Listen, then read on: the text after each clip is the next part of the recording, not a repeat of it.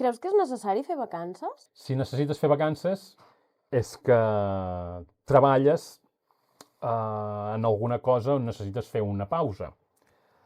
Entenc que així sigui en molts casos. Ara bé, si tu vas fent un treball amb tu mateix, amb tu mateixa, i vas tornant més conscient, autoconeixement, desenvolupament personal, vas sabent més què vols, l'autoconeixement et porta a saber més de tu, veure, entrar al subconscient, i per tant, a acceptar-te més, entendre't més, a determinar millor els teus objectius, i el desenvolupament personal et porta a créixer, millorar i assolir aquests objectius, o créixer en aquesta direcció. Si tu estàs enfocada en aquest treball, en aquest treball que et fa créixer com a persona, el concepte de treballar i de vacances es distorsiona molt, canvia molt.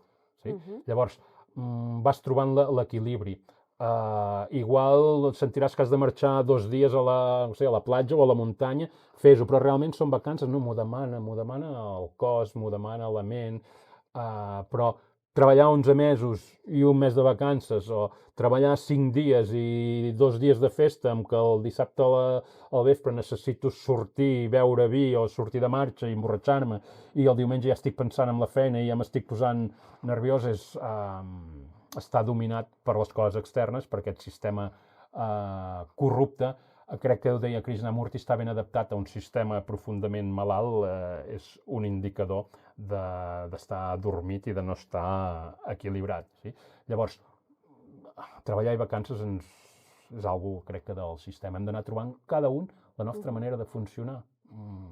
I inclús podem posar-li nom per entendre'ns, però tu has de trobar la teva manera de funcionar. On està escrit que hagis de fer X dies d'una cosa i X dies d'una altra, o X hores. Tu fes, sigues conscient de tu i troba l'equilibri per tu.